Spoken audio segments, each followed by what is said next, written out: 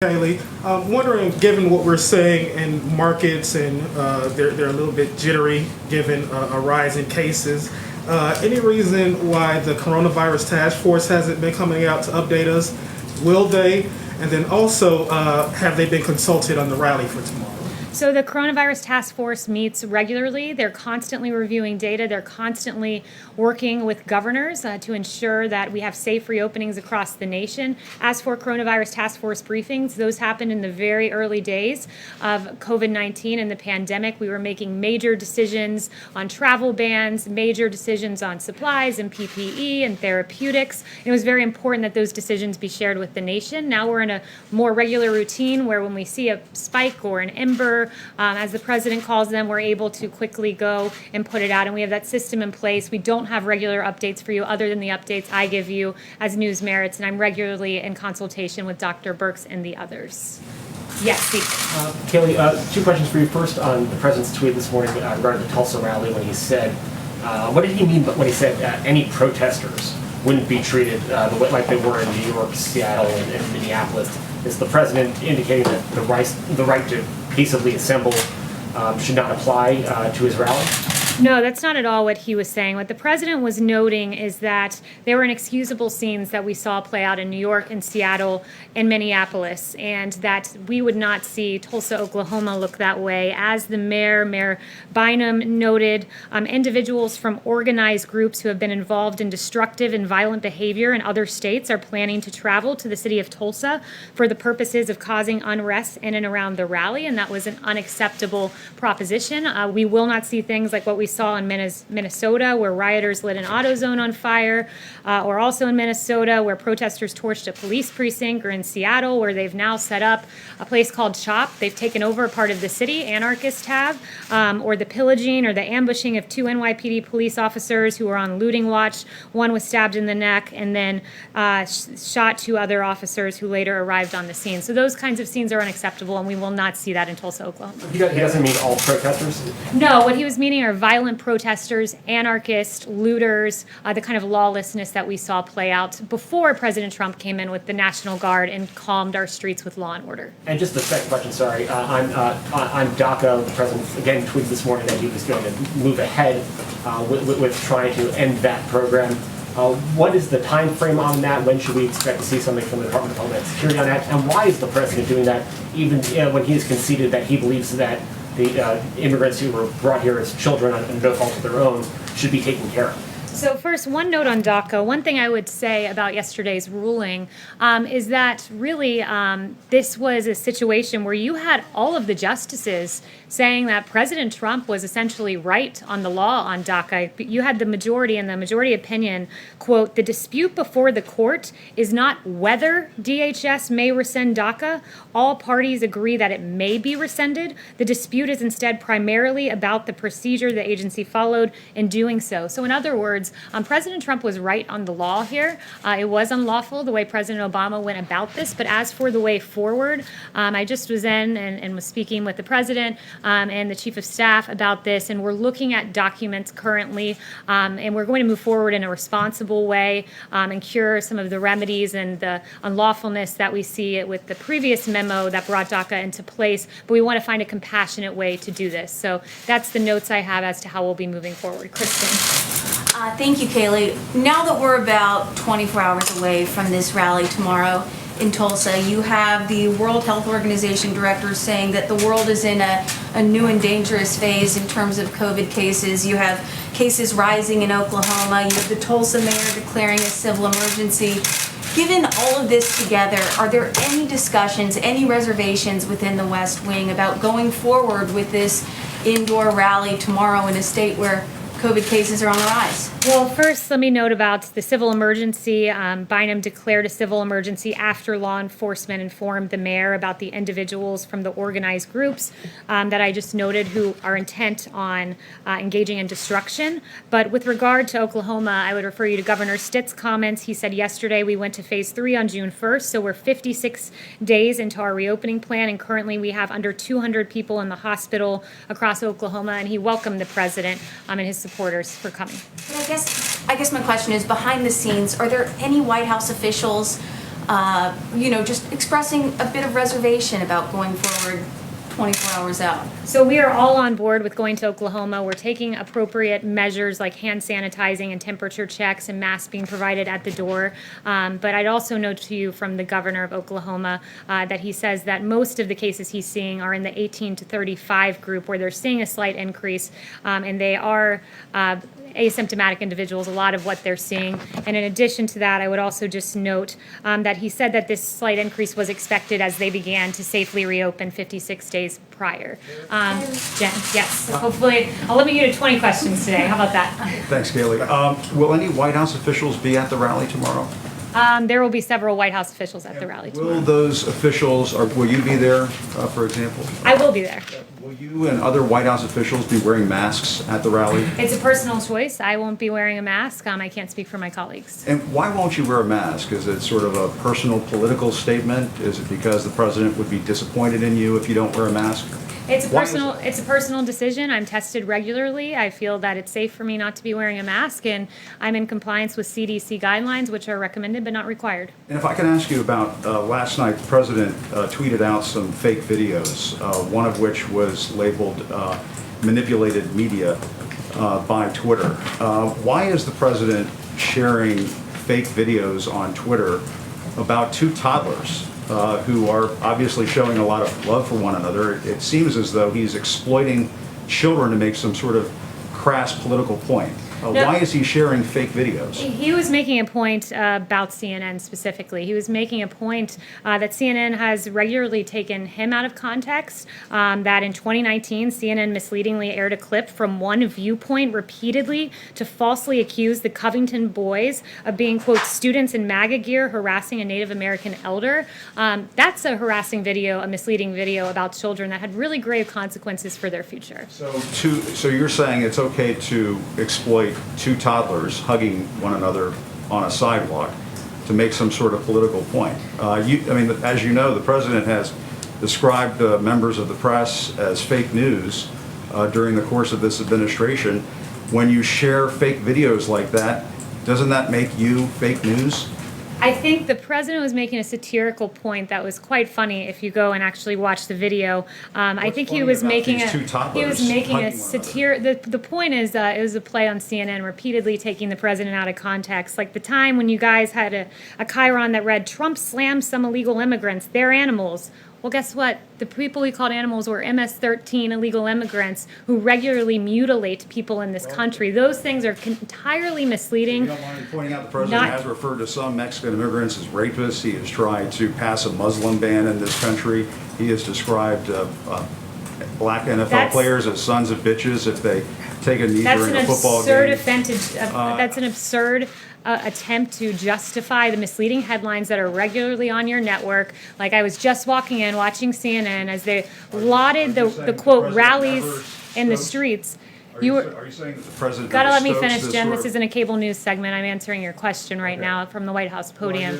When I walk out of here, when I walk out here, Jim, and I see on your network celebratory headlines about the rallies and the protests outside, and you actually said protests and rallies. So in light of a protest, if these gatherings happen in light of a protest or a rally, as you say, that rally is to be condoned, but not the president's rally. I mean, it's appalling. You have one person on your network saying that this is a celebration in the streets, a carnival-like atmosphere. There's a guy with a sign that says free hugs. It's beautiful what's happening in the streets. There is music. People are hugging. You celebrate hugging in the context of a protest, but in a Trump rally where we celebrate historic low African-American unemployment, criminal justice reform, HBCUs, that rally is not allowed because guess what, Jim? It doesn't fit the ideological agenda of CNN.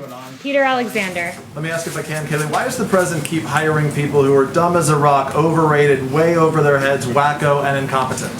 So the president makes hiring decisions based on the fact that he likes to have countervailing viewpoints. I spoke to him this morning about the hiring of John Bolton in particular. And he said, I like to counterbalance my own opinion with individuals that oftentimes have the very opposite opinion of my own. He likes the model of having a team of rivals, like what we saw in President Lincoln's administration.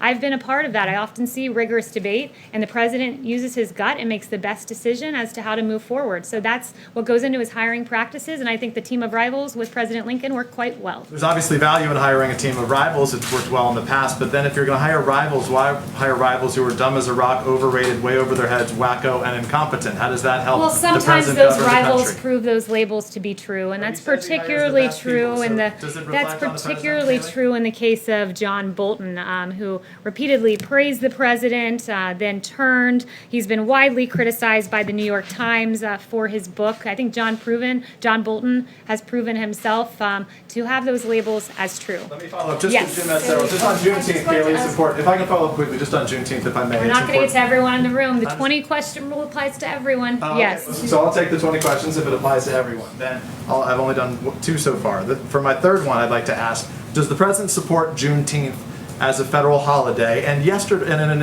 interview with the Wall Street Journal this week, the president was speaking about Juneteenth, and he said that nobody had ever heard of Juneteenth. What does that say about the president's relationship to the black community if he would say that when millions of African Americans in this country commemorate it each year?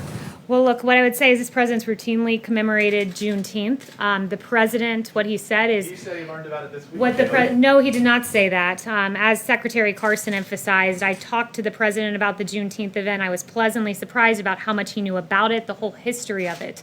He did not just learn about Juneteenth this week. That's simply not true. And as to Juneteenth, there were a lot of people who didn't know what Juneteenth was, and Google searches prove that. And you can see, I looked at the chart on Google searches on Juneteenth, and this year they went like this, and that's thanks to President Trump. Yes. I wanted to ask if the White House is planning to issue an executive order in the coming days to suspend visas for foreign workers, and any detail you can provide in terms of what types of visas, for how long that would last, etc. So I have no announcements on that front today. I'm aware of the reporting, but no announcements. Okay, could I follow up quickly and ask if the president plans to take any health precautions at the rally tomorrow?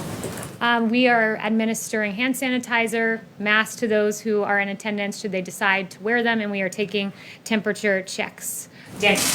Hi, Kayleigh. Arizona has seen surging coronavirus cases, as well as Texas and Florida. Does the president think that they should all keep doing what they're doing, or is he concerned about, this rise in cases and how to stop that? This is a state-led reopening with the assistance of the federal government and our medical experts. So we're regularly consulting with each state. It's their decision as to whether they remain their reopening processes, but we're very confident that they will be able to get it under control. We've had CDC deploy teams to 4 states, and when we see these spikes in cases, a lot of times, and we're able to isolate them and stop the spread further. So with the help of the federal government, these states should be able to safely continue reopening, though it is their decision whether to do so. What does the president think of his niece, Mary Trump's new book that's coming out? Yeah, so on the Mary Trump book, what I would say is this. I haven't seen the book. The president hasn't seen the book, so I'm not going to sit here and speculate about what it may say or what it may not say. David. Given all the hoo-ha over Tulsa, isn't the president taking a big risk this weekend? Because if things go south on Saturday, isn't that going to make it harder for him to schedule rallies in the future? Look, I think that we are confident that we can operate safely in Tulsa. As I noted at the beginning of this, Governor Stitt said under 200 people are in hospitals across Oklahoma. Most of those, a lot of those, between the ages of 18 and 35. So we're confident that we can do this safely, and we're very much looking forward to going to Oklahoma. Why haven't y'all scheduled more rallies? Are y'all waiting to see how things turn out on Saturday? That would be a question for the campaign. Yes. Yes, thank you, Kayleigh. 2 quick questions. In an interview on NPR on Tuesday, Dr. Fauci said he hasn't spoken to the president in, quote, 2 weeks. Why have they gone so long without talking, and is this still a priority for the president, the virus? Absolutely, it's still a priority. It's why the task force meets regularly. The president is given that information. The vice president has been leading on the task force, and the president ultimately makes the decisions and is constantly kept up to date with the latest numbers. And then the second question, obviously, the president is very against violent protest. He's spoken out specifically against anti-fascists who've been responsible for some of this violence. But in terms of his personal ideology, is the president an anti-fascist? The president is absolutely anti-fascist. What he's against also is lawlessness. He's against anarchy. He's against what we've seen in our streets. He's against the fact that you have in a city block in Seattle, multiple city blocks taken over by anarchists. It's amazing. You have the Seattle Police Chief Carmen Best saying, quote, "Our 911 response times have tripled in the area. They've gone from just over 5 minutes to about 18 minutes. There have been rapes, robberies, and all sorts of violent acts that have been occurring." He's against fascism. He's against anarchism. And he is for rule of law and the American way.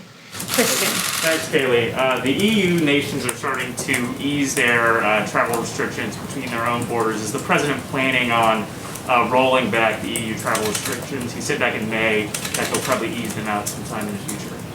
The president knows that the travel restrictions were a very important component to saving lives. Almost 3 million could have perished, and those travel restrictions were instrumental in taking early action and saving American lives.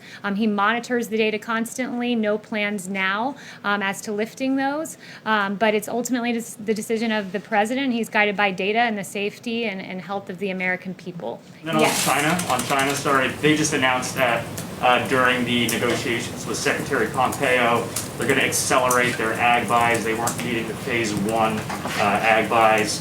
Does this mean anything for a potential phase 2 deal? Obviously, this stalled the coronavirus, but I have no announcements on that front. I haven't spoken to the president on that specific matter. Yes. Back to DACA, if you would please. After the Supreme Court decision the other day, the U.S. Conference of Catholic Bishops issued a statement. I'll just read it briefly. Next, we urge the President, President Trump, to strongly reconsider terminating DACA. Immigrant communities are really hurting now amidst COVID-19, and moving forward with this action needlessly places many families into further anxiety and chaos. Will the President consider the bishop's appeal of this? Well, the president said to me, "I'm going to take care of DACA far better than the Democrats ever did." The Democrats had 2.5 years to make a deal on DACA. They didn't do it.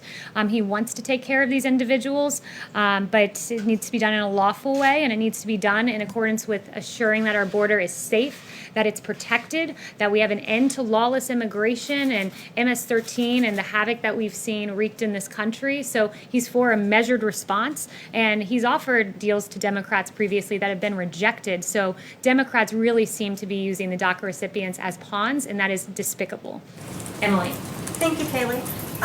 Given that the campaign had attendees of the rally on Saturday sign a waiver to indemnify the campaign if they should get sick with the coronavirus, would the president consider starting or contributing to a fund for the sick or the bereaved if we see a spike in cases come out of the rally Saturday? I think that's a hypothetical, and that's a speculative question. Yes. Thank you, Kayleigh. Looking towards the election, we know that the Biden campaign is pushing back on adding any additional debates to this schedule. How many debates would the president be willing to participate in? Yeah, so the president talked about this yesterday. The president is happy to debate when given the opportunity. Right now there are 3 debates, and he's happy with that, but certainly if others were proposed, he'd be willing to look at them. And he very much looks forward to those debates. One thing I would note, and I think it's just very important, especially as we go into the weekend and we begin to look at some of the news coverage out there, is that I would encourage all of you to cover the protest in the same way that you covered the rally goers. It's really quite something when you look at this extraordinary video by Media Research Center and Newsbusters, where you have multiple hosts on MSNBC, CNN, and CBS boasting about the, quote, massive crowd. I mean massive. Tens of thousands of people, thousands and thousands, up to 200,000 people, they exuberantly exclaim. But then they have grave concerns about the size of the Trump rallies. You have MSNBC contributors saying social justice over social distancing. But when the president looks to celebrate the accomplishments for minority and communities in this country, our rallies are derided as breeding grounds for coronavirus, while Lawrence O'Donnell celebrates arm-in-arm protests. So I really think that we should have internal consistency here in the way we cover large crowds. We should be guided by science, not cherry-picking science, as I see all too often on the airwaves, especially from CNN. Stay safe. Happy Father's Day to all. Thank you. Have a good weekend. And healthy. All right, folks, thank you so much for joining us and choosing us as your news source here at Golden State Times. If you're new to the channel, we encourage you to subscribe and click that notification bell. Also, don't forget to click the thumbs up button. It helps us out a lot. If you want to get notified for future live streams here at Golden State Times and you don't want to rely on YouTube, then all you have to do is sign up to our text notification list by sending the word Trump Live to the number 555-888. Once again, text the word Trump Live to the number 555-888, and we'll send you a notification when we go live tomorrow for President Trump's rally. Thank you so much, folks. Don't forget, the rally will be live streamed here at Golden State Times.